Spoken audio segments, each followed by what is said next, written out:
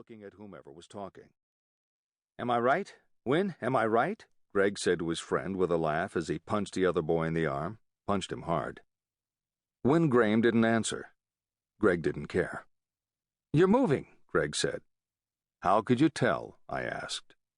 "The 6 cardboard boxes over there near the Chinese man?" "I'm moving," I said. It had taken me less than an hour to pack.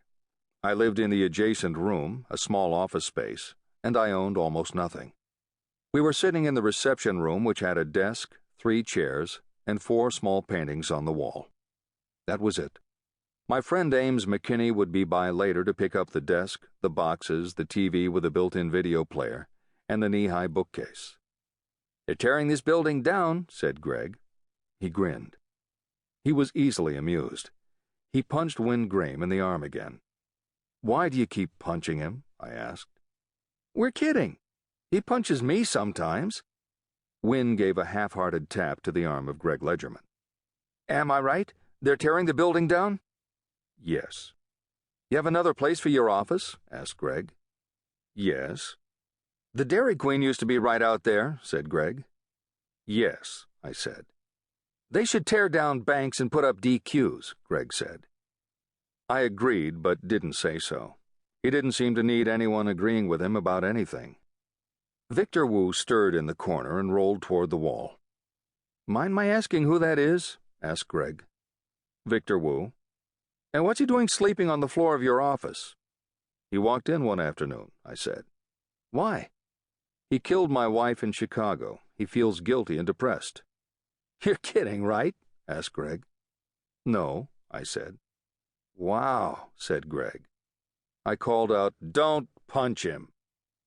Greg hesitated, shrugged, and let his hands fall into his lap for a few seconds before they started to roam again. "Let's go," Win said, starting to rise. Winston Graham had the remnants of a Russell Crowe accent. "No, wait," said Greg. "I like this guy. I like you, Mr. Fonesca. You come highly recommended." "By who and for what?" "By a Pineview student." "Who is nameless?" "No, the student has a name," he said with a laugh. I couldn't open my mouth fast enough to stop him from punching his friend. "I'm a process server," I said. "You find people. You help people." I didn't respond. He hadn't really asked a question. I make enough money to live by serving papers for lawyers. I didn't want more work. I didn't want money in the bank. I wanted to be able to pick up my duffel bag, which was always partially packed, add a few things, and walk out the door. "We can pay," said Greg. "What's your fee?" Victor got up on his elbows and looked over at us. He was wearing a red sweatshirt that had a Chicago Bulls logo and the word Bulls on the front. The sleeves on the sweatshirt had been roughly cut off. Something in my face told the 2 boys that I wasn't interested.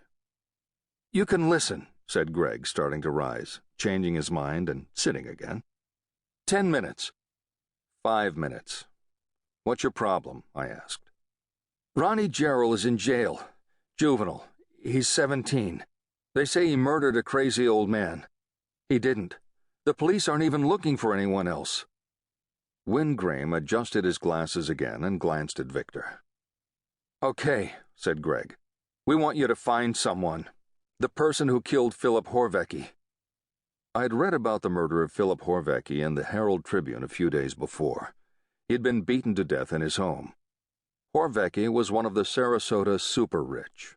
Semi-retired, he had earned his money in land development when the market was hot.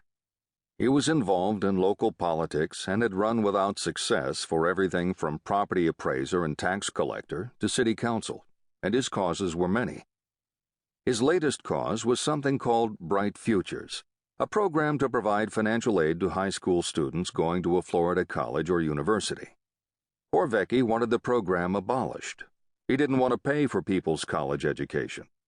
The argument that the program was paid for by the Florida lottery made no difference to Horvecki. His second most recent and continuing cause involved Pineview School for the Gifted, a public school for high IQ and high achievement students who could test their way in. Pineview was consistently ranked in the top 10 high schools in the United States. That didn't matter to Horvecki.